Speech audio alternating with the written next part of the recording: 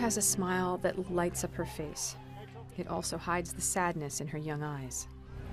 We believe she's 14 and she was started to be trafficked when she was 12. She doesn't know exactly when she was born. In her family, birthdays were not celebrated.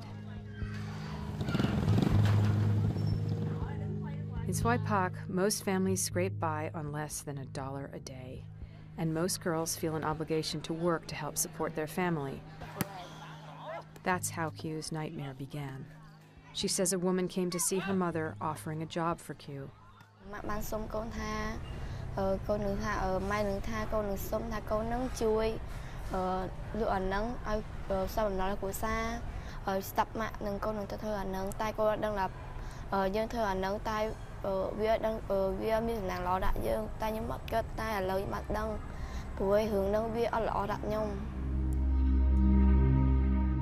The job was to sell her virginity, a big business in Swaipak.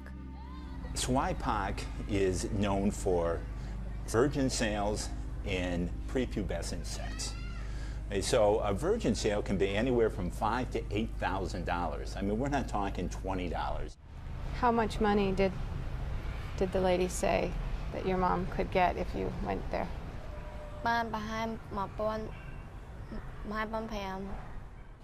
Kyu says she was taken to a doctor to verify her virginity.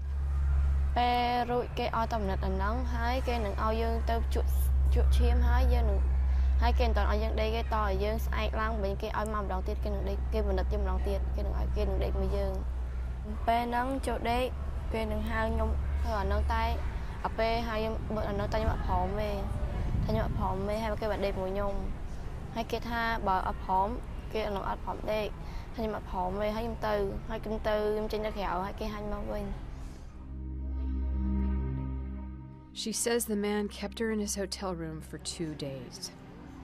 How did you feel after you left the man?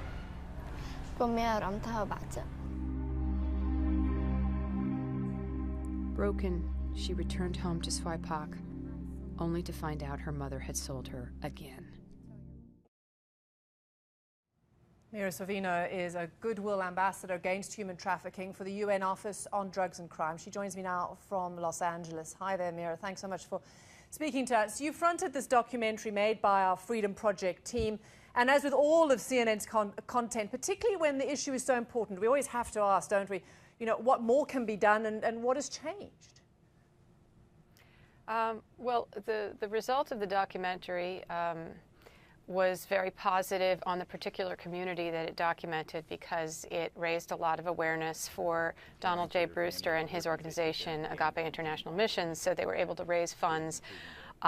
They now have an elite cooperation with the police, a SWAT team that they've kind of verified to be incorruptible, to go and do raids on brothels, to have some teeth to the law enforcement side of trying to stop this incredible problem. They are building a school which, when completed, will offer immense hope for over 1,000 children in the region. Primary and especially secondary education is extremely important in preventing trafficking. It allows children to develop critical thinking skills, to be able to defend themselves from traffickers, and to have the skills that will be required to have gainful employment to support their families in other ways than being sexually exploited. It's so important to highlight those individual personal stories, isn't it? Because when you look at the whole problem and look at the statistics, it sometimes just feels overwhelming.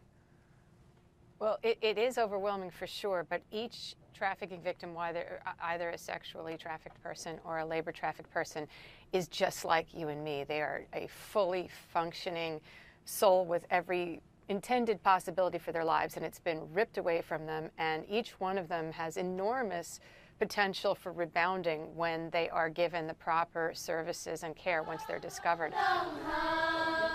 Each one of those little girls is the face of something so much larger. It's insane, and they all broke my heart. They were all such beautiful, wonderful people, and you know, the demand side really needs to be addressed. If people weren't trying to buy child sex, it wouldn't be being sold. When you look at the statistics and we tell these stories, and you know, when you do shine the spotlight on a few success stories, change is possible, but at the same time there is this need to make change bigger, affect more kids. Is there any part of the world or any particular project that's really making progress in this fight? It's pockets, and it needs to become endemic. It needs to become part of every nation's strategy to protect their young and to promote general well-being. You know, it's, even in the United States, we have a strong domestic minor sex trafficking issue. Honestly, where one fire is put out, a new problem crops up. I just got word from Donald Brewster, the man that we featured in our documentary in Every Day in Cambodia, saying that now one of the problems in SVIPOC is that girls are being approached with false employment opportunities in China, and when they get there, they discover they've been sold as brides because the male-female ratio, because of the one-child policy and selective abortion, is so great that girls are being trafficked in from other countries to serve as the male population's brides. So there's always a new face of this devil that needs to be stamped out. Yeah, I can't say necessarily that one country is the sterling model of where it's all working, because nowhere is it in control. It seems hopeless at times. Do you have any optimism that this can be fought? We just have to be tirelessly vigilant about it, and we have to support groups such as Agape International Missions that's featured in this, or the many, many wonderful NGOs around the globe that are doing this incredible work, and to really push for governments to work hand in glove with them, and for law enforcement to have partnerships with civil society to bring out the best for the victims and the survivors, and to put the real criminals behind bars. I do believe it's possible. It's just going to take a lot of doing. Mira Sorvino, thank you very much. Thank you.